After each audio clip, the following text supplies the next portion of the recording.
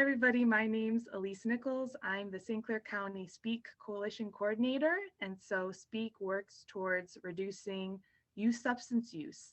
And I'm joined today by Tati. Tati, will you introduce yourself? Yeah, my name is Tati. I'm a prevention specialist. I work at Impact and I just joined the Speak Coalition. So, We're happy to have her. And so we had already filmed another video talking about some refusal skills and scenarios. And we know it can be hard when you go into specific situations, especially as a young person, and there's alcohol and drugs involved, and how to navigate them. It's hard. It's hard even as an adult. So we're going to kind of walk through different scenarios with you. Tati, what's the scenario for today?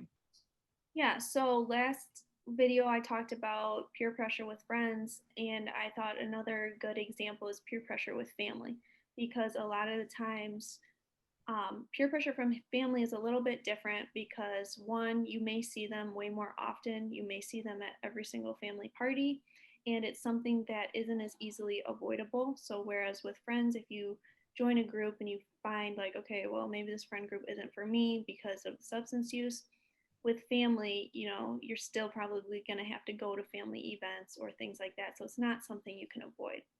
So, I thought that would be a good example.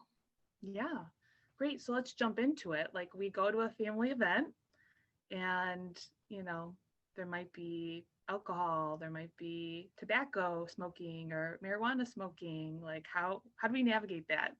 Yeah, so the first one I was kind of thinking of is like a graduation party. During the summer, you go to a graduation party, you're underage, and right when you walk in, you have one of your crazy cousins shouting like, "Let's do a shot" or something like that, or "Let me get you a drink."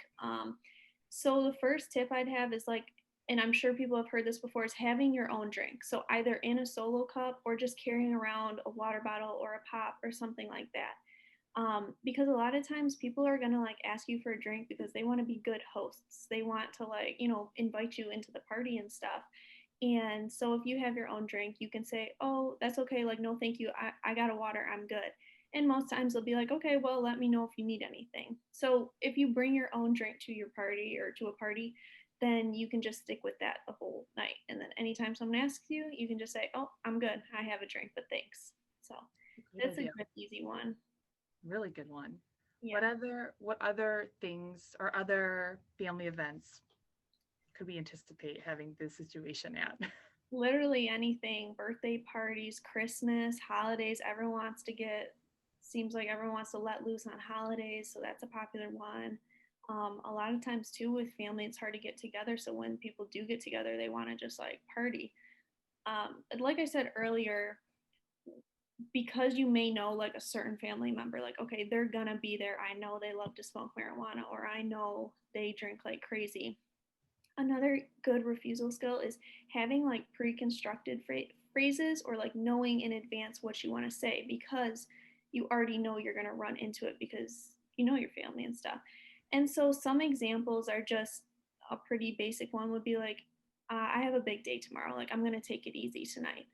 So that would be an easy one where, you have a reason. And with the phrases, you want to give a reason because if you have your own reason, someone's probably not going to like try to argue with you about it. So another one is like, I have a big test on Monday. So actually, I need to be ready for that. If you're into sports, saying, well, this is the first year I'm on the basketball team, so I'm trying to be in the best physical shape that I can be in. Something like that. Those pre made phrases can be really helpful just at the top of your head so that as soon as you run into someone, you can just say that right away. So that's another good one.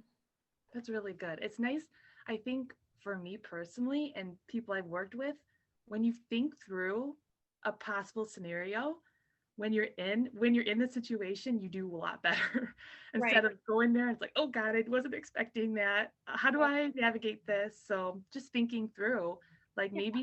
maybe your mom and dad are very adamant about not drinking, and then you get into a situation, maybe with a cousin or something, and they say, "Hey, here's this drink," and you say, my mom will kill me if I Right. do that." So Exactly. having that in your head is really good, I think, prior to even walking into that situation.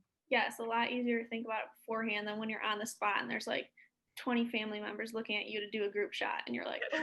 So yeah. It can be hard. It can be hard. I think that's a really great tip, and something for us to keep in mind.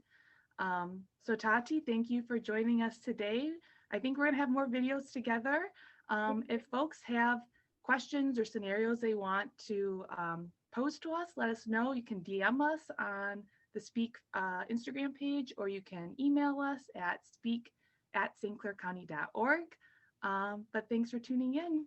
Bye. Thank you. Bye.